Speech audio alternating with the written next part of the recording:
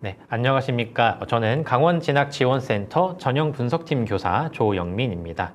네, 저는 오늘 여러분들과 2026학년도 대학 수시 모집 요강에 대해서 얘기를 나눠보려고 하는데요. 오늘 제가 준비한 대학교는 동덕여자대학교, 명지대학교, 그리고 서울대학교입니다. 네, 오늘은 앞서 세 개 대학들의 기본적인 수시 모집 전형들에 대해서 조금 살펴볼 예정이고요. 주요 변경 사항이 있는지 확인하고 이에 따라 지원함에 앞서 반드시 짚고 넘어가야 할 부분에 대해서 살펴볼 예정인데요. 네, 대학 순서는 다음과 같습니다. 다만 오늘 살펴볼 이 세 가지 대학에 대해서는 이러한 모집 전형에 있어서 큰 틀에서 변화는 없기 때문에 각각의 전형들에 대한 설명과 함께 반드시 체크해야 될 부분들에 대해서 우선적으로 설명하고 변경 사항에 대해서 설명해 드리도록 하겠습니다. 네, 첫 번째로 동덕여자대학교이고요. 동덕여자대학교는 서울 성북구에 위치하고 있습니다. 네, 동덕여자대학교의 주요 수시 모집 전형은 이렇게 학생부 교과 우수자인 교과 전형과 종합 전형 중에서는 동덕 창의 리더 전형이 있고요. 그리고 농어촌 학생이 지원할 수 있는 기회균형 특별 전형이 있고요. 그 다음 논술 우수자 전형과 실기 우수자 전형이 있습니다. 다만 기회균형은 농어촌 학생뿐만 아니라 다른 지원 자격이 있는 학생들도 지원할 수 있는 부분이 있기 때문에 정확한 지원 자격을 반드시 살펴보시면 좋겠습니다. 네, 동덕여자대학교 같은 경우 보시면 모든 전형 중에서도 실기 우수자 전형을 가장 많이 선발하고 있는 걸 볼 수가 있습니다. 아무래도 예체능 관련된 학과들이 많이 있는 대학이다 보니까 실기 전형에서 가장 많은 인원을 선발하고 있습니다. 그리고 학생부 교과 우수자 전형 같은 경우에는 학교장 추천 전형에 해당됩니다. 그때 학교장 추천 인원은 제한이 없는 점 확인해 주시면 되겠습니다. 학생부 교과 우수자 전형 같은 경우에는 학생부 교과 성적에 대한 일괄 전형인데요. 수능 최저가 있습니다. 이때 약학과 같은 경우는 3개 영역 등급의 합이 6등급 이내로 들어와야 하고 그 외의 학과들에 대해서는 2합 7 내로 들어와야 하는데요. 이 부분은 잠시 후에 한 번 더 자세히 설명드리도록 하겠습니다. 그리고 동덕 창의 리더 전형 같은 경우에는 다른 모집 단위에서는 최저가 없지만 약학과에 한해서만 최저가 있는 점 살펴보시면 좋을 것 같고요. 논술 우수자 전형에서도 최저가 있습니다. 네, 먼저 동덕여자대학교 학생부 교과 우수자 전형부터 조금 살펴보도록 하겠습니다. 교과 전형에서 주의해야 될 점은 이 계열마다 반영되는 교과목이 조금 다르다는 부분을 꼭 확인해야 되는데요. 맨 왼쪽에 있듯이 인문, 사회, 경영, 문화지식 계열 중에 대해서는 국어, 영어, 수학 그리고 사회에 대해서만 반영이 되고 있습니다. 그때 해당하는 것들은 인문대학 전체, 그리고 사회과학대학 전체, 그리고 경영대학 전체, 그리고 예술대학 중에서 큐레이터학 전공이 해당되고요. 아래 글로벌 MIC 융합 전공도 이렇게 국어, 영어, 수학, 사회만 반영된다라는 점을 참고해 주시고요. 자연, 약학과 문화지식 계열 일부 학과에서는 이렇게 국어, 영어, 수학, 그리고 과학만 반영하고 있는 걸 볼 수가 있습니다. 이때 체육을 제외한 자연정보과학대학과 약학대학, 그리고 HCI 사이언스 전공과 데이터 사이언스 전공이 해당합니다. 그리고 나머지 예체능, 디자인, 그리고 문화지식 계열 일부 모집 단위에서는요, 국어와 영어 교과목에 대해서는 필수로 반영을 하지만 나머지 수학, 사회, 과학 중에서 한 가지 교과목에 대해서 하나만 택해서 반영이 됩니다. 네, 해당하는 모집 단위는 체육학 전공과 예술대학 중에서 큐레이터 학 전공을 제외하고요. 그 다음 디자인 이노베이션 대학 전체와 공연예술대학 전체, 그리고 커뮤니케이션 콘텐츠와 문화예술 경영 모집 단위에서 이렇게 세 가지 반영 교과목에 대해서만 평가가 이루어지고 있습니다. 그래서 계열별로 반영 교과목의 수가 차이가 난다는 점 반드시 확인해 주시면 좋겠습니다. 아울러 교과 우수자 전형에 있어서는 최저 학력 기준이 지정되어 있습니다.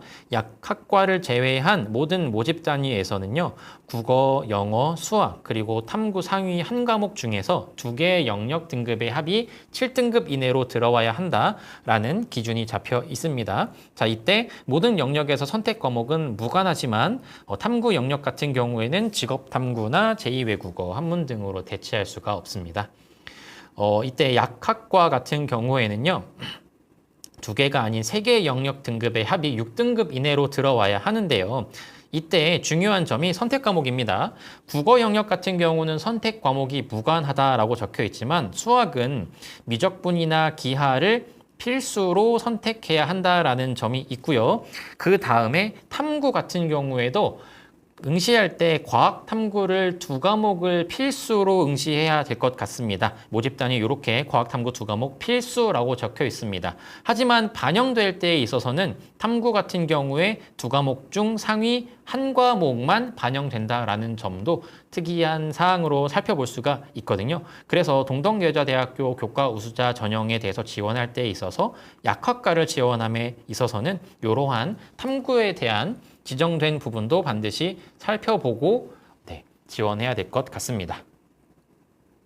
네, 다음으로는 동덕여자대학교의 종합전형인 동덕창의 리더 전형 중에서도 이러한 서류평가와 면접평가에 대한 부분을 조금 정리를 해보았는데요. 서류평가가 1단계에서 먼저 진행이 되고 2단계에서 기존 서류평가에 대한 부분과 면접평가가 진행되는데요. 서류평가와 면접평가와 모두 학업 역량, 진로 역량, 공동체 역량 3가지 역량을 평가하고 반영 비율도 동일합니다. 하지만 평가 요소에서는 조금 차이가 있죠. 아무래도 서류평가에 대한 부분은 학생부 전체적인 내용을 살펴보기 때문에 학업 역량에 있어서 학생들이 갖고 있는 학업 성취도와 학업 태도에 대한 부분도 같이 평가가 들어가지만 면접평가에 있어서는 이미 서류평가가 진행된 이후이다 보니 서류를 확인하고자 하는 이런 면접이기 때문에 서류에 작성된 여러분들이 했던 그런 다양한 활동들에 대해서 실제로 한 활동인지 이 활동에서 학생들이 배우고자 한 건 어떤 부분들인지 실제로 그러한 탐구 능력을 갖추고 있는지를 확인한다라고 보시면 되겠습니다. 아울러 진로 역량에 대해서도 매우 중요하게 평가하고 있는 걸 볼 수 있습니다. 전공 계열과 관련된 교과 이수 노력과 성취도에 대해서도 서류에서 중요하게 평가를 하고 있고요. 이 부분은 면접 평가에 있어서도 이러한 관련 교과 이수 노력에 대해서 중요하게 평가를 하고 있으니 이러한 진로 역량에 대해서도 잘 갖추고 있는지 한 번 더 점검해 보시고 지원하시는 게 좋을 것 같습니다. 네, 다음으로는 동덕여자대학교의 논술 우수자 전형입니다. 이 논술 우수자 전형 같은 경우에 최저 학력 기준이 있습니다. 이 최저 학력 기준은 국어, 영어, 수학, 탐구 상위 1과목 중에서 2개 영역 등급의 합이 7등급 이내로 들어와야 한다라는 내용이 있고요. 이때 선택 과목에 대해서는 제한이 없습니다. 그리고 추가적으로 살펴볼 내용이 논술고사 내용인데요. 이 논술고사 같은 경우에는 인문사회 계열과 자연 계열이 조금은 다른 방식으로 논술이 진행이 되고 있습니다. 그래서 인문사회 계열 1, 2에 해당하는 이 논술고사에서는 통합교과형 논술이 진행이 되고 자연 계열에서는 수리 논술이 진행이 되고요. 문항의 전체 수에서도 차이가 조금 있습니다. 그리고 출제 범위가 인문사회 계열에서는 고등학교 교육과정 범위 내에서 종합적으로 출제가 되고 있는 반면에 자연 계열에서는 수학, 수학 1, 수학 2 그리고 미적분이 출제 범위에 해당합니다. 자, 이때 인문사회에 대해서 1과 2 이렇게 구분이 되어 있는 걸 살펴볼 수가 있는데요. 이 논술 우수자 전형이 기존에 인문사회 통합 논술로 그냥 진행이 되었지만 올해 인문사회 1과 2로 구분해서 시행이 된다라고 합니다.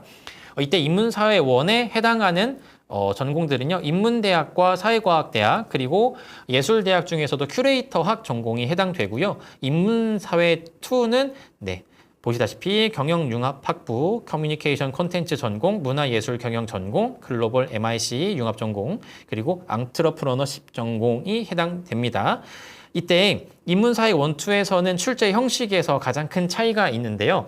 보시다시피 전공 특성에 맞추어서 자료 해석 방식에 차별화를 둔 문제인 것 같습니다. 인문사회 1에서는 통계 도표와 그래프 중심에서의 자료 해석이 필요했다라고 한다면 인문사회 2에서는 이에 대한 부분 외로도 수학적인 자료가 함께 포함이 되어 있습니다. 그래서 인문사회 1보다는 2에 있어서는 이런 수학적인 역량도 중요하게 평가가 이루어질 것으로 보이기 때문에 논술 전형을 준비하는 학생들 같은 경우에 인문 계열로 준비한다라고 할지라도 이러한 수학적 역량을 함께 갖추고 준비하는 걸 추천드리겠습니다.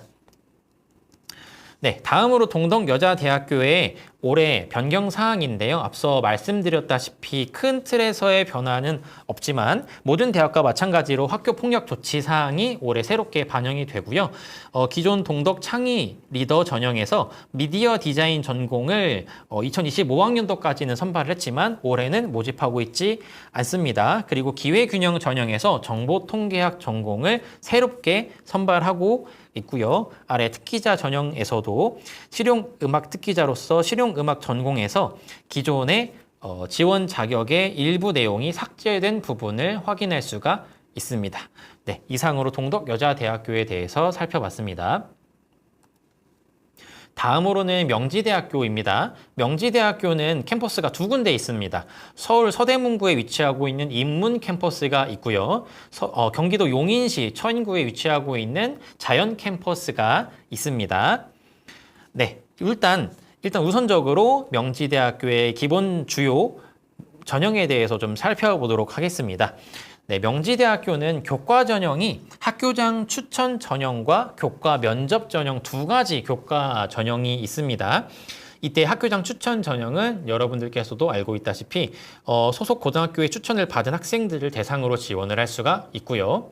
학교당 추천할 수 있는 인원은 최대 20명이고요. 교과 성적 100% 반영되는 전형입니다. 그리고 교과 면접 전형 같은 경우에는 학교장 추천이 일괄 전형인 것과는 다르게 교과 면접은 단계별 전형으로서 1단계에서 학생부 성적으로 학생들을 5배수로 선발을 하게 되고요. 2단계에서는 전 단계 학생부 성적에다가 면접 평가가 30% 들어가고 있습니다. 그리고 두 가지 교과 전형 모두 최저 학력 기준이 적용되지 않고 있는 점도 확인해 볼 점이 되겠습니다. 네, 다음으로는 명지대학교의 종합 전형입니다. 종합 전형도 두 가지가 있는데요. 단계별로서 면접이 진행이 되고 있는 명지 인재 면접 전형이 있고요. 그리고 일괄 전형으로서 학생부의 내용만 서류 평가가 진행이 되고 있는 학생부 종합 명지 인재 서류 전형이 있습니다. 이 두 가지 전형에 대해서도 최저 학력 기준이 적용되어 있지 않다라는 점 확인하시면 좋을 것 같고요. 네, 추가로 명지대학교 같은 경우에는 크리스천 리더 전형이 있습니다. 그래서 목회자 추천을 받은 이런 학생들에 한하여 지원할 수 있는 전형이고요. 요 학생부 종합 크리스천 리더 전형 같은 경우에는 단계별 전형으로서 1단계에서 서류 평가로 4배수로 선발을 하고요. 2단계에서 면접 30%가 반영되는 전형이며 수능 최저학력 기준은 적용되지 않고 있습니다.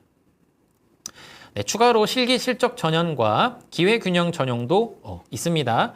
네, 이 부분에 대한 내용은 여러분들이 모집 요강을 한 번 더 살펴보시면서 지원 자격에 대한 부분을 반드시 짚어보고 지원하시는 부분이 좋을 것 같고요. 강원 지역 학생들 중에서 농어촌 학생에 해당하는 학생들은 이렇게 학생부 교과 기회균형 전형으로도 지원해 볼 수 있겠습니다. 네, 앞서 명지대학교 같은 경우에는 인문 캠퍼스와 자연 캠퍼스 두 캠퍼스로 나뉘어 있다라고 설명을 드렸는데요. 캠퍼스 이름과 같이 서울에 위치한 인문 캠퍼스 같은 경우에는 인문사회 계열의 그런 모집 단위가 많이 있고요. 그리고 오른쪽에 자연 캠퍼스 같은 경우에는 자연과학 계열 모집 단위가 있는 캠퍼스라고 보시면 되겠습니다. 그래서 실은 서울에 있는 인문대학이 조금은 더 학생들이 많이 지원하고자 하는 경향이 있는 건 맞는 것 같고요. 다만 인문 캠퍼스에도 자연 계열 학과가 아예 없는 건 아닙니다. 보시다시피 인공지능이나 소프트웨어 융합대학도 서울 캠퍼스에 있는 점도 확인하시면 좋을 것 같고요. 각각의 캠퍼스에 안어칼리지라고 하는 전공 자유대학이 있는데요. 이 대학에 대해서, 이 부분에 대해서도 조금 한번 살펴보겠습니다. 네. 명지대학교에서는 이렇게 조금 큰 모집 단위로 선발하고 있는 학과나 이런 단과대학이 있는데요. 우선 단과대학이나 학부 단위로 학생을 선발하는 모집 단위 같은 경우에는 모집 단위에서 단과대학이나 또는 그 학부 내에서 있는 전공들을 제한 없이 자유롭게 선택할 수 있다라고 보시면 되겠습니다. 예를 들어서 사회과학대학이라고 하는 모집 단위로 입학을 하게 될 경우에는 그 사회과학대학 내부에서 행정학 전공, 정치 외교학 전공, 경제학 전공, 국제통상학 전공과 응용통계학 전공 및 법학과를 제한 없이 자유롭게 선택할 수 있다라고 보시면 되겠는데요. 하지만 이 단과대학 외부에 있는 다른 모집단이나 전공, 학부에 대해서는 선택할 수가 없겠습니다. 자, 이에 반해서 안허칼리지 자율전공학부라는 모집 단위가 있습니다. 자, 이 모집 단위는 자연계열과 인문계열을 별도로 모집하고는 있습니다. 하지만 이 자율전공학부로 입학한 학생들에게는 캠퍼스에 대한 구분이 없이 학생들이 자유롭게 학과나 전공을 선택할 수 있다라는 부분이 있습니다. 네, 계열만 다를 뿐이지 대학교에 입학한 후에는 전공을 선택함에 있어서 제한이 없습니다. 캠퍼스에 대한 제한도 없기 때문에 이 부분을 확인하고 지원해 주시는 게 좋을 것 같은데, 다만 화면에 보이다시피 이 두 가지 대학에 대해서는 이제 선택을 할 수가 없습니다. 첫 번째로 미래융합대학 같은 경우에는 애초에 선발할 때부터 재직자를 위한 전형들이 있고 대학이기 때문에 우리 학생들에게는 조금 해당 사항이 없을 것 같고요. 스포츠예술대학에 대해서는 지원할 수가 없으니까 이 부분에서 지원하고자 하는 학생들은 주의를 살펴야 될 것 같습니다. 그 밖에 자율전공학부에 대한 중요한 사항은 모집 단위를 반드시 확인하고 지원해 주시는 게 좋겠습니다. 네, 그 다음에 명지대학교에서 이러한 서류 평가가 어떻게 이루어지는지도 한번 체크해 보고자 하는데요. 면접형과 서류형에서 똑같이 학업 역량, 진로 역량, 그리고 공동체 역량에 대한 부분의 평가가 이루어지지만 반영 비율이 조금은 다르죠. 면접형 종합 전형에서는 학업 역량이 20%, 진로 역량이 50%, 그리고 공동체 역량이 30%이고요. 서류형에서는 학업 역량이 30%, 진로 역량이 50%, 공동체 역량이 20%가 됩니다. 네, 학업 역량이랑 공동체 역량에서 조금 차이가 있습니다. 하지만 진로 역량이 50%나 반영되는 부분이기 때문에 본인이 전공 계열과 관련된 교과를 잘 이수를 했는지, 이에 대한 성취도는 어떠한지에 대해서 반드시 평가해보고 지원하는 것이 좋을 것 같습니다. 네, 다음으로는 이 면접에 대한 부분을 조금 설명해 드리려고 하는데요. 앞서 살펴본 주요 전형 중에서 면접이 있는 전형은 학생부 종합 면접도 있지만 앞서 교과 전형에서도 면접이 좀 있었는데요. 두 전형에서 진행되는 면접 방식이 조금 다릅니다. 먼저 왼쪽에 있는 학생부 종합에서의 면접 같은 경우에는 여러분들이 조금 익숙하게 찾아볼 수 있는 서류 기반의 면접이 되겠습니다. 여러분들이 자동으로 제출하게 되는 이런 학생부에 대해서 이 내용을 확인할 수 있는 서류 확인 면접이라고 봐주시면 될 것 같은데요. 평가 요소는 진로 역량이 40%로 가장 많고요. 그 다음으로 공동체 역량과 발전 가능성에 대해서 면접을 통해 평가를 하고 있습니다. 그래서 평가 역량 부분이 서류랑은 조금 다른 점이 있으니 이 평가에 대한 부분도 명지대에서 소개하고 있는 부분들을 꼭 확인하고 면접을 준비하시면 좋을 것 같고요. 이때 서류 기반 면접은 한 학생당 10분 내외로 진행이 되고 있습니다. 자, 이에 반해서 오른쪽에 있는 교과 면접 전형에 대한 부분을 조금 살펴볼게요. 자, 교과 면접은 제출한 서류, 즉 여러분들의 학교생활 기록부를 기반으로 한 면접이 아니라 여러분들이 이 면접을 가게 되면 면접 당일에 면접 기초 자료를 여러분들이 20분 내외로 직접 작성을 하게 되어 있고요. 이렇게 작성한 내용을 토대로 확인 면접을 진행하게 되는 부분이 있습니다. 이때 이 면접관, 여러분들을 평가하는 면접관들에게는 이러한 학생부가 제공되지 않고 정말 여러분들이 작성한 자료를 토대로 평가가 이루어지고 있습니다. 이때 면접 기초 자료 작성한 내용 자체에 대해서는 평가가 이루어지지 않지만 그 자료를 토대로 여러분들이 진행하는 확인 면접에 있어서는 그 말한 내용에 대해서 공동체 역량, 진로 역량, 그리고 의사소통 능력이라고 하는 이 부분에 있어서 평가가 들어가고 있습니다.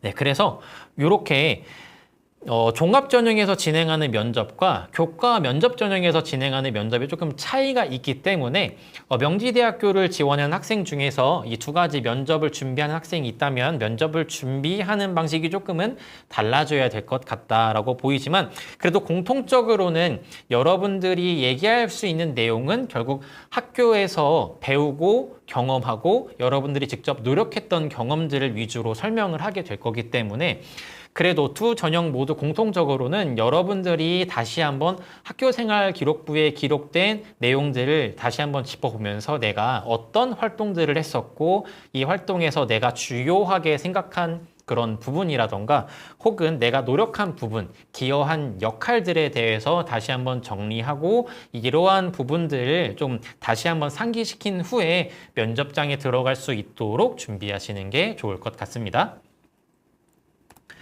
네, 다음으로 명지대학교의 변경사항인데요. 명지대학교도 실은 큰 틀에서의 변화는 없습니다. 모집 인원에서도 큰 틀의 변화가 없는데요.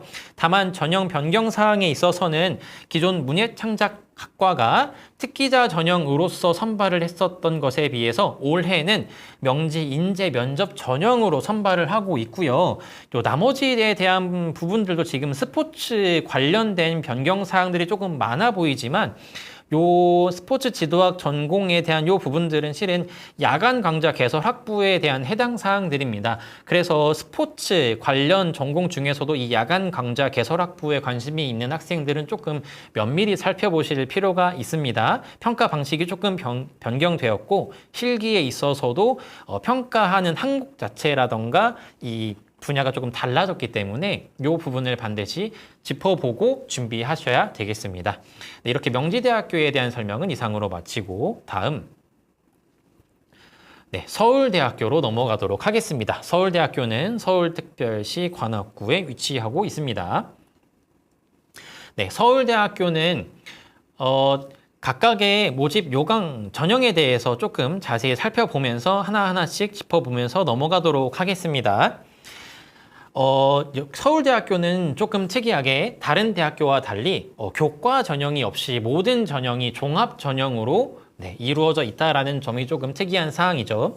자, 그때 학생부 종합 중에서 지역균형 전형이 있습니다. 이 지역균형 전형은 학교별로 추천할 수 있는 인원이 2명밖에 없습니다.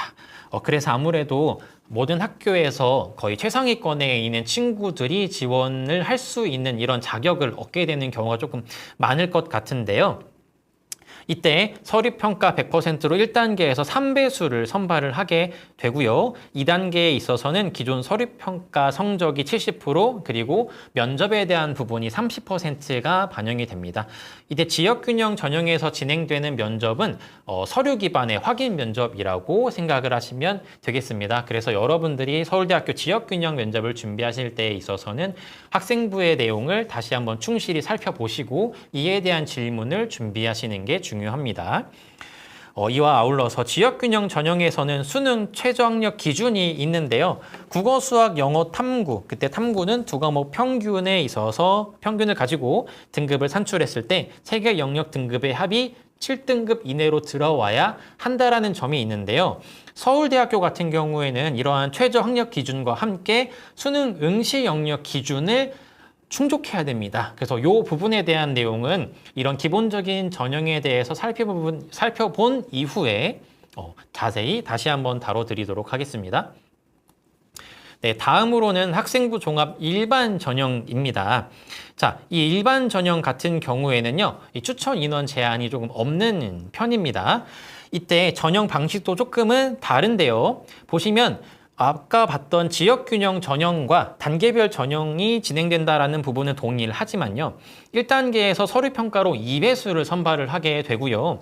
2단계에 있어서는 2단계 전체를 두고 봤을 때입니다. 성적 100, 그리고 1단계 성적이 100, 그리고 면접 및 구술고사 100, 그래서 동등하게 평가가 들어간다라고 볼 수가 있는데요. 여기서 보시면 단순 면접이 아니라 면접 및 구술고사라고 되어 있습니다. 서울대학교 일반 전형에서의 면접은 제시문 기반 면접입니다. 그래서 면접장에서 여러분들은 모집 단위마다 지정된 교과에 대한 문제를 여러분들이 받게 될 거고요. 문제를 풀 수 있는 시간이 주어지고 난 이후에 그 면접장으로 들어가서 면접관 앞에서 여러분들이 그 문제를 말로 풀어내는 그런 면접이 진행이 됩니다. 그래서 구술고사라고 하는 용어가 적혀 있는 걸 확인을 할 수가 있고요. 요 면접에 대한 부분은 이따 자세히 한 번 더 말씀드리도록 하겠습니다. 단 사범대는 이 면접 및 구술고사에서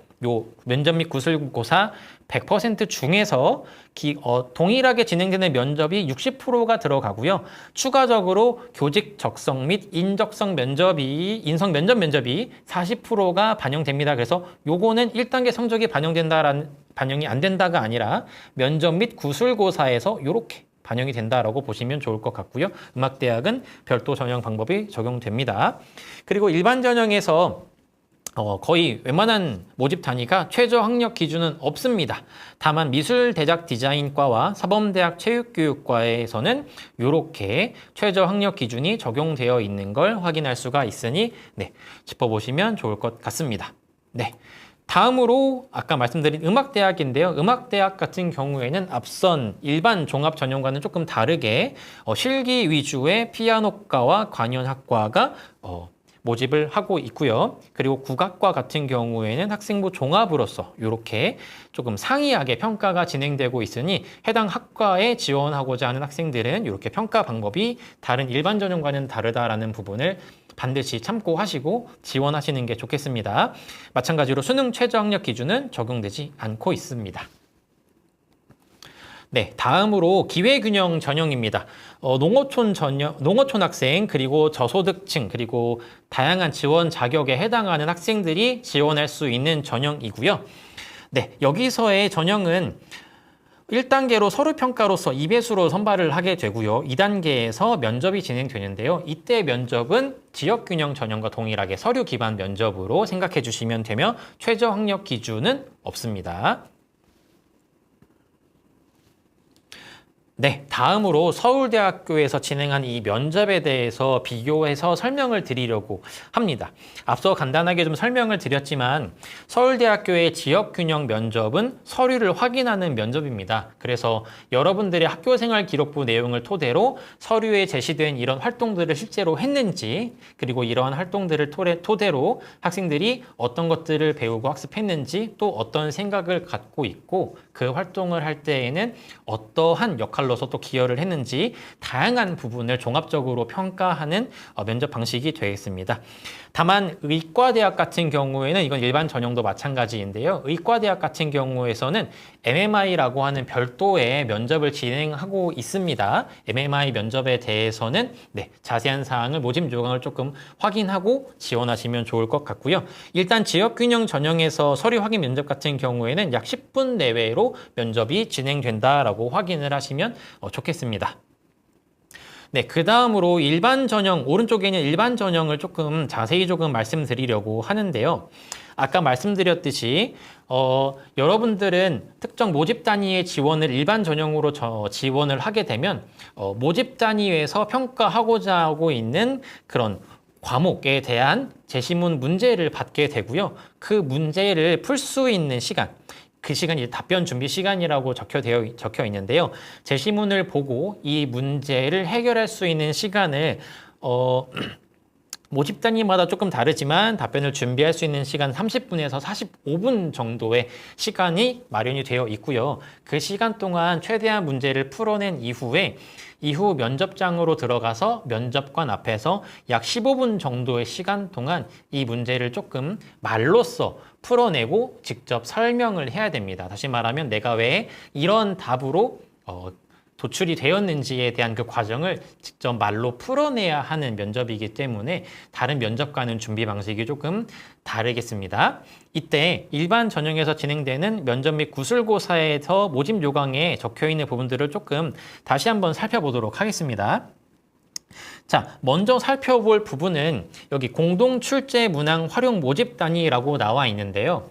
서울대학교에서는 각각의 모집 단위마다 제시문으로서 제시하고 있는 이런 문항들이 조금 지정이 되어 있습니다. 보시면 인문대학과 사회과학대학에서는 인문학과 사회과학 관련 제시문을 활용한다라고 나와 있습니다. 다만 경제학부에서는 인문학이 아니라 사회과학에다가 수학인데 자연계열과는 다른 문제를 이용해서 면접을 보겠다라는 내용이 적혀 있습니다. 자연과학대학도 한번 보겠습니다. 자연과학에서 수리과학부와 통계학과는 수학 관련 제시문을 활용하겠다라고 적혀 있고요. 물리천문학부 같은 경우는 물리학 전공이나 천문학 전공 모두 물리학 관련 제시문을 활용하겠다라는 것을 볼 수가 있습니다. 화학부는 화학 관련, 생명과학부는 생명과학 관련 제시문을 이용하고 있다라고 적혀 있죠. 그래서 본인이 어떤 모집 단위를 지원하는지에 따라서 제시문의 내용 영역이 달라질 수가 있습니다. 그래서 반드시 내가 지원한 모집 단위에서 어떤 영역의 제시문이 나오는지에 대해서 이 내용을 반드시 짚어봐야 됩니다. 다만 보시다시피 여기 지구환경과학부 같은 경우에는 이 세 가지 중에서 하나를 선택할 수 있다라고 하죠. 물리학 관련 제시문을 선택하거나 화학 또는 지구과학 관련 제시문을 선택해서 응시할 수 있다라고 하는 부분이 있으니 본인이 조금은 더 잘할 수 있는 영역을 선택해서 면접을 준비할 수도 있을 것 같습니다. 경영대학은 사회과학 및 수학 인문 관련 제시문이고요. 공과대학은 수학 관련 제시문을 이용하고 있습니다. 그리고 오른쪽에 보시다시피 답변 준비 시간도 모집 단위마다 조금 차이가 있고요. 면접은 15분 정도로 모두 동일하게 진행이 되고 있습니다. 다른 모집 단위에 대해서도 조금 준비를 해 보았습니다. 그래서 보시면 농업생명과학이니까 생명과학이 조금은 더 중요하지 않을까 싶을 수 있겠지만요. 보시다시피 농경제사회학부 같은 경우에는 사회과학과 수학 인문 관련 제시문을 이용하고 있고요.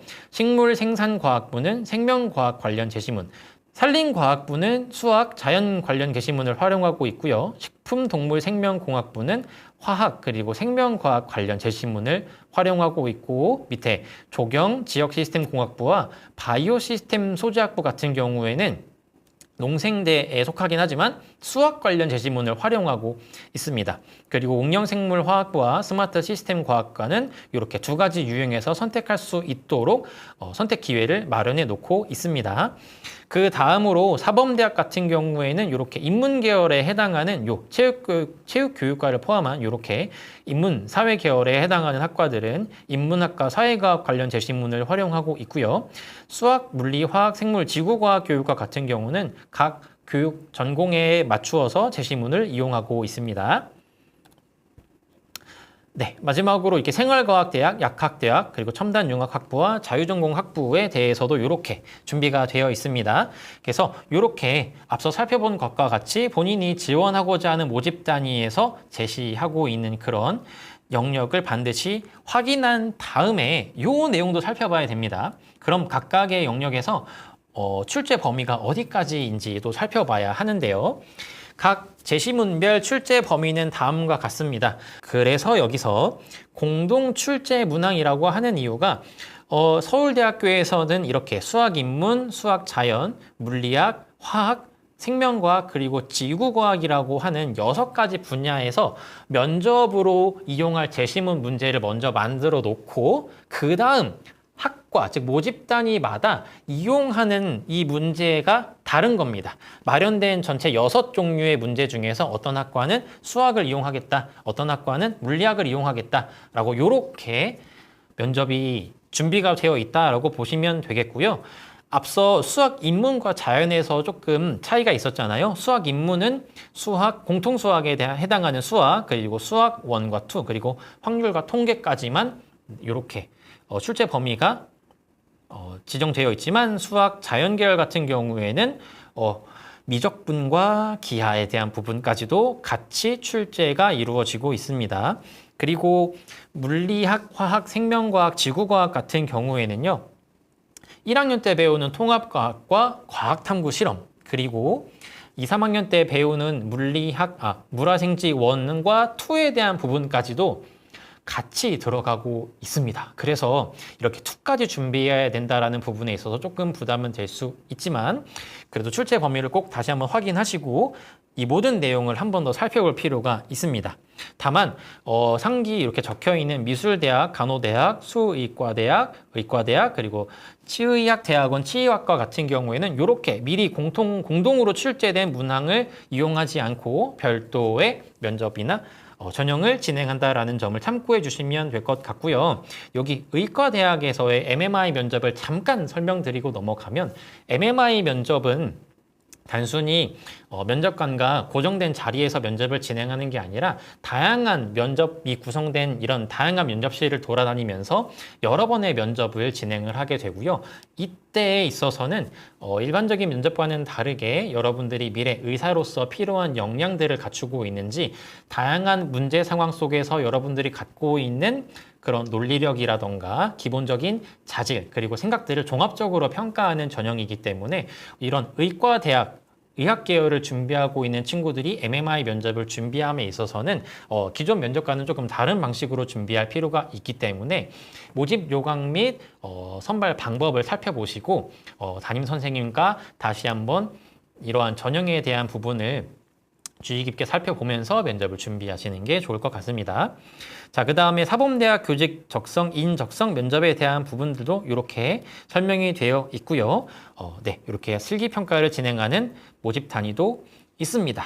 네, 그래서 선생님은 이렇게 일반 전형에서의 면접에 대해서도 여러분들이 조금 자세하게 조금 살펴보고 들어가면 좋을 것 같아서 실은 기출문제를 조금 준비하고 싶었으나 서울대학교에서는 기출문제를 발췌하고 이용하는 것을 좀 금지하고 있기 때문에 제가 여러분들한테 이런 일반 전형을 준비할 때 조금은 도움이 됐으면 해서 서울대학교 입학전형 선행학습 영역평가에 대한 내용을 좀 가지고 와봤습니다. 선생님은 생명과학을 가르치고 있기 때문에 생명과학 출제 문항에 대한 걸 토대로 조금 한 번 더 요 면접, 일반 면접에 대해서 설명을 좀 드리려고 하는데요. 여러분들이 일반 면접을 준비함에 있어서 아까 봤던 출제 범위를 모두 공부해야 할 필요가 있는 거는 맞습니다. 과학 같은 경우에서 2과목까지 이제 준비를 해야 되는 부분이 굉장히 중요한데요. 실은 준비함에 있어서도 단순히 지식적인 측면만 암기하고 다루면 안 됩니다. 여기서 좀 더 나아가서 여러분들은 기존에 배웠던 통합과 그리고 2, 3학년에 배웠던 물화생지 원과목 이건 또 다른 수학에서도 마찬가지일 텐데요. 여러분들이 고등학교 3년 과정에서 배웠던 이 모든 내용들을 포괄하여서 종합적으로 사고할 수 있도록 문제가 좀 나오고 있습니다. 여기 보시면 이 생명과학 문제 2번에 대한 출제 의도와 출제 근거가 조금 나와 있습니다. 보시다시피 출제 근거가 통합과학, 생명과학원, 생명과학2라고 해서 여러분들이 1, 2, 3학년 때 배웠던 모든 내용이 출제 근거가 되고요. 실제 의도를 살펴보더라도 생명과학 문제 2번 같은 경우에 소문항이 5개가 있는데요. 자세히 보시면 생태 피라미드, 생태계 이런 내용에 대해서는 통합과학에서도 배우지만 생명과학 1의 생태계 파트에서 많이 배우게 되고요. 이런 생태적 지위나 경쟁 베타 원리에 대해서도 마찬가지로 생명과학 1에서 나옵니다. 하지만 또 밑에 보시면 단순히 이런 생태계에 대한 것뿐만 아니라 생태계를 이렇게 적응과 진화, 즉 생물의 진화에 대한 부분과 같이 또 생각하고 문제를 해결해야 되는 부분들이 있거든요. 그래서 단순하게 생투에 대한 문항이 나오면 생투에 대한 그런 범위 내에서만 해결하는 게 아니라 요 내용들을 기반으로 다시 또 생원에서 다뤘던 내용을 평가하거나 요 반대도 될 수 있겠죠. 요 문제에서처럼 생원에서 생태계에 대한 부분이 나왔다면 이러한 생태계적인 문제 상황에서도 생투나 통합과학에서 배우는 생물의 진화와도 연관지어서 이 문제 상황을 생각하고 해결할 수 있는지에 대해서 평가를 한다라는 거죠. 거기다가 문제를 보시면 기출문제에서 이러한 생태계에 대한 부분이 나오니까 생태계와 관련된 그런 영역들만 나올 것 같지만 밑에 보시면 단백질의 구조와 기능에 대한 얘기까지도 같이 나오면서 동시에 DNA의 유전 정보의 흐름에 대한 얘기도 나옵니다. 그럼 단백질에 대한 정보는 우리가 통합과학이나 생명과학 2에서도 배울 수 있고 유전 정보에 대한 부분도 통합과학에서 기본적인 유전 정보의 흐름을 배우지만 생명과학 2에서 더 자세하게 다루고 있고요. 이러한 문제를 설명함에 있어서는 단순 통합과학 수준에서의 답변이 아니라 생명과학 2까지 배운 학생일 테니 생명과학 2 수준에서도 대답할 수 있어야 한다라는 부분이 되겠죠. 그래서 이렇게 이렇게 오른쪽에 표기해 둔 것처럼 다양한 영역에서 문제가 출제가 될 수 있고, 그리고 학생 여러분들은 이 출제 영역에 해당하는 모든 과목에 대해서 좀 종합적으로 또 유연한 사고를 토대로 얘기를 할 수 있어야 된다라는 겁니다. 제가 생명과학을 토대로 말씀을 드렸지만 나머지 물리, 화학, 지구과학도 마찬가지일 것 같고요. 인문사회나 수학도 결국은 여러분들이 3년 내내 배우었던 그 모든 내용을 정말 종합적으로 이용할 수 있는 문제들이 나오기 때문에 다시 한번 여러분들이 3년 내내 배웠던 내용들을 다시 한번 짚어보되 단순히 지식 위주의 암기만 할 것이 아니라 종합적으로 이런 내용들이 어떻게 유기적으로 연결되어 있는지 같이 한번 살펴보시면 좋을 것 같습니다. 그리고 아울러서 한 가지 더 말씀드리고 싶은 점은 서울대학교에서 일반 전형 면접 같은 경우에 문제를 풀어야 한다라는 압박감 때문에 주어진 시간 내에 모든 문제를 다 풀려고 하는 학생들이 조금 많다고 합니다. 하지만 서울대학교의 얘기를 들어봤을 때에 있어서는 이 면접에 있어서 주어진 시간 내에 모든 문제를 다 풀지 못했음에도 합격을 한 케이스들이 상당히 존재한다라고 합니다. 이게 가능한 이유는 서울대학교에서의 일반 전형 면접은 단순히 제시문으로 제시된 이 문제를 풀 수 있냐 없냐를 평가하는 게 아니라 구술 면접이잖아요. 이 학생이 이 문제에 대해서 답변을 내릴 때 어떠한 생각과 사고 과정을 거치면서 이러한 답변이 구성이 되는지 이렇게 답을 도출해내기까지의 사고 과정을 종합적으로 평가합니다.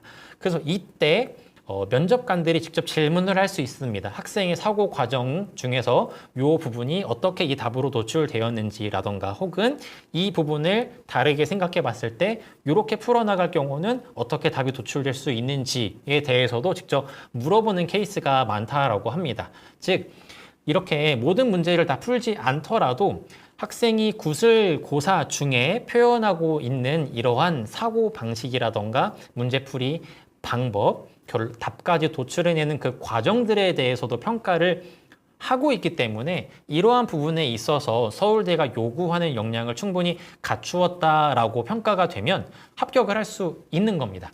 그래서 서울대학교의 이러한 면접 기출문제를 봤을 때 다소 어렵다라고 생각을 할 수 있겠지만 결국은 다 푸는 것보다도 이러한 내용 문제를 해결함에 있어서 여러분들이 어떻게 풀어나가는 그 과정을 더 면밀히 살펴보고 있으니 너무 어려워하기보다는 이러한 나의 생각을 전달하고 말할 수 있는 연습 위주로 좀 더 준비한다면 일반 전형 면접을 조금은 더 잘 준비할 수 있을 거라고 생각이 됩니다. 그래서 여러분들이 조금 더 자신감을 갖고 일반 면접도 함께 준비하시면 좋겠다라는 말씀을 드리면서 다음으로 이 서울대학교의 수시 모집 지원자 필독 사항 몇 가지를 조금 확인하면서 중요한 사항을 좀 살펴보도록 하겠습니다. 자, 서울대학교 수시 모집 지원하는 경우에는요, 앞서 우리 4가지 전형을 좀 살펴봤잖아요. 근데 서울대학교는 4가지 전형 중에서 딱 한 가지 전형만 쓸 수가 있습니다. 그 내용이 이렇게 화면처럼 서울대학교 수시 모집에서 2개 이상의 모집단위 및 다른 전형의 복수 지원을 하게 될 경우에는 합격이 취소가 됩니다. 그래서 반드시 한 개 전형만 지원해 주시면 되고요. 네, 추가로 지역균형 전형에 있어서는 최저 학력 기준이 적용된다라고 말씀을 드렸죠. 이때 수능 응시 영역 기준이라는 게 있습니다. 네, 다음 내용 한번 살펴보겠습니다. 지역균형 전형 같은 경우에는 최저를 맞추는 것도 중요하지만 수능을 이러한 영역을 봐야 된다라고 서울대학교에서 지정을 해놓고 있습니다. 만약 이러한 수능 응시 영역 기준을 맞추지 않고 지원을 하게 될 경우에는 최저학력 기준 충족 여부에 상관없이 자격 기준에서 미달되기 때문에 불합격 처리가 됩니다. 따라서 여러분들이 서울대학교에 지원할 때에 있어서는 이러한 응시 영역 기준을 반드시 확인하고 수능 원서 접수를 해야 됩니다. 촬영을 하고 있는 지금은 8월 이제 초반인데요. 이제 8월 중후반부터 수능 원서 접수가 진행이 될 텐데요. 이때 서울대학교를 지원하고자 하는 학생들은 반드시 내가 지원하고자 하는 모집 단위에서 수능 응시 영역 기준이 어떻게 되는지를 확인을 하고 접수를 해야 되겠죠. 네, 보시면 먼저 유형 1에 해당하는 모집 단위가 이렇게 제시가 되어 있죠. 유형 1에 해당하는 모집 단위는요. 국어, 수학, 영어, 한국사, 탐구에 대해서는 모두 아마 대부분의 학생들이 기본적으로 선택을 할 텐데요. 네, 수학에 있어서도 확통, 미적, 기하 중에 하나를 택하면 되고요. 탐구에 있어서도 사회과학 구분 없이 두 과목을 선택해서 응시를 해야 된다라는 겁니다. 응시를 안 하는 것도 네, 응시 영역 기준을 이제 충족하지 않는 부분입니다. 근데 여기서 더 나아가서 유형 1에 해당하는 모집 단위는 제2외국어와 한문을 반드시 응시해야 합니다. 최저 학력 기준에는 반영되지 않더라도 제2외국어나 한문을 응시하지 않는 경우에는 합격이 취소가 됩니다. 그렇기 때문에 반드시 유형 1에 해당하는 모집 단위를 지원할 때에는 수능 응시 접수를 할 때에 있어서 이렇게 제2외국어 또는 한문을 반드시 선택해서 응시해야 한다라고 하는 점 반드시 기억하시면 좋겠습니다. 네, 다음으로는 유형 2에 해당하는 모집 단위입니다. 유형 2는 1과 2로 나뉘어져 있습니다. 이때 보시면 유형 2-1에 해당하는 모집 단위들이 적혀 있고요. 이 모집 단위들은 수학은 확통을 선택하시면 안 되고 미적분과 기하 중에서 하나를 선택해야 되고요. 탐구는 사회탐구가 아닌 과학탐구 8과목 중에서 2과목을 선택해야 하는데요. 이때 원-투 조합을 선택할 경우 탐구 2과목으로 하나는 과학 1과목, 다른 하나는 과학 2과목을 선택하고자 할 경우에는 반드시 다른 분야여야 합니다. 예를 들어 생원, 생투를 선택하겠다라고 하면 응시 영역 기준에 해당하지 않습니다. 예를 들어 원-투를 선택한다면 물리 1, 화 2, 아니면 화학 1, 지 2, 물리 2를 고른다면 또 화학원이나 지구과학원 뭐 이런 식으로 1, 2에 있어서 다른 분야 과목을 응시해야 한다라는 점이 있고요.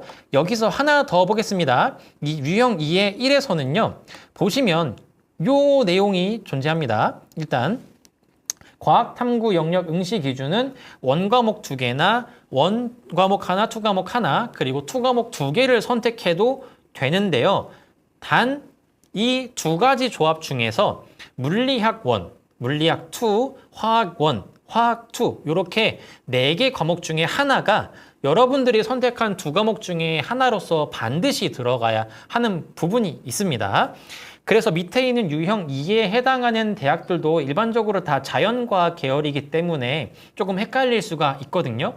다시 한번 내가 지원하고자 하는 학과가 어떤 유형에 속하는지 확인하시고요. 2-1에 해당하는 모집단이다라고 하시면 물원, 물투, 화원, 화투 중에서 반드시 하나를 응시해야 한다라는 점 네, 반드시 짚고 넘어가셔야 됩니다.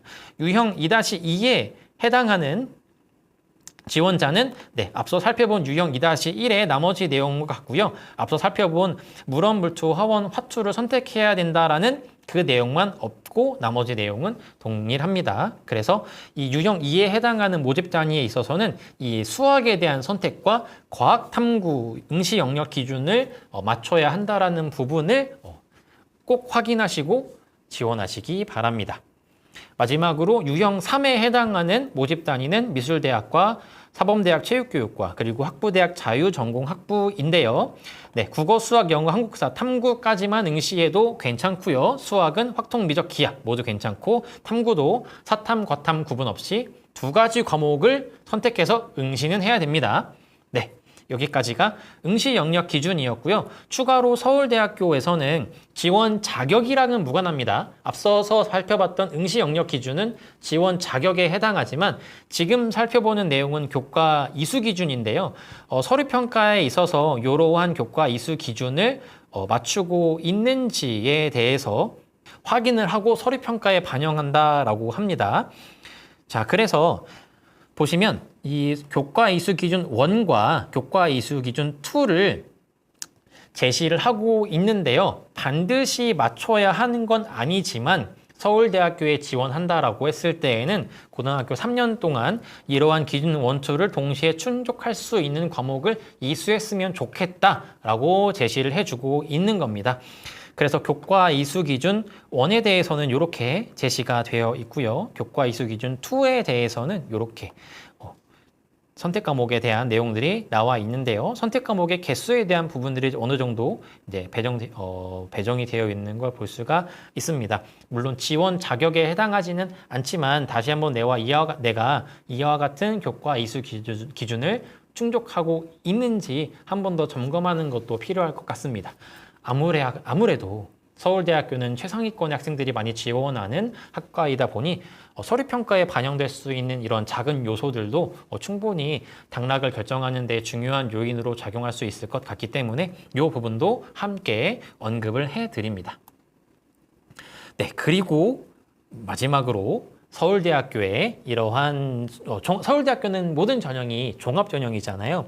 특히 서울대학교는 전공 연계 교과 이수 과목에 대해서 핵심 권장 과목과 그냥 권장 과목에 대해서 제시를 하고 있거든요. 그래서 여러분들은 모집 단위를 선택함에 있어서 해당 모집 단위가 중요하게 생각하는 핵심 권장 과목이나 권장 과목을 내가 이수했는지를 반드시 짚어보고 지원하는 게 중요하겠습니다. 이런 핵심 권장 과목과 권장 과목에 대한 내용은 지면상 선생님이 모든 내용을 다 다루지는 않았습니다. 그렇기 때문에 모집 요강에 제시된 이런 핵심 권장 과목과 권장 과목을 내가 지원하고자 하는 모집 단위에 맞게 반드시 한 번 더 확인하시고 지원을 해주시기 바랍니다. 네, 그 다음으로 제가 몇 가지 추가적으로 좀 준비한 내용이 좀 2가지가 있는데요. 서울대학교에서도 이렇게 광역으로 선발하는 전형들이 있는데요.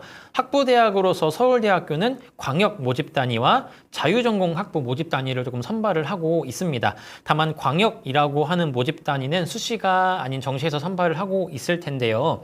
광역 모집과 자유전공 학부 모집에서의 조금 중요한 차이점이 있어서 한 가지 짚어드리면 광역에 해당하는 모집 단위는 나중에 대학을 입학한 후에 전공을 선택을 하게 되면 그 전공이 소속된 해당 학과나 학부로 소속이 옮겨가게 됩니다. 그렇지만 자유전공 학부로 입학을 하게 되면 전공을 선택할 수 있게끔 연령은 있지만 그 전공 학과나 학부로 소속이 변경되는 게 아니라 졸업할 때까지 계속 자유전공 학부로서 학부생 소속이 유지되고 있다는 점이 있습니다.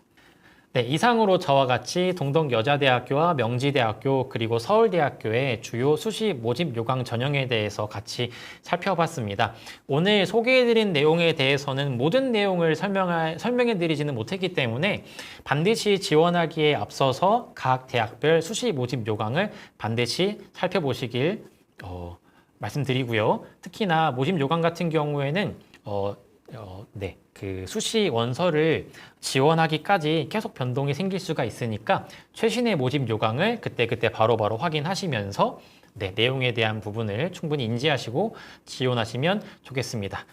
여러분들이 지원하고자 하는 학과 혹은 대학에서 좋은 결과 있기를 기원하겠습니다. 감사합니다.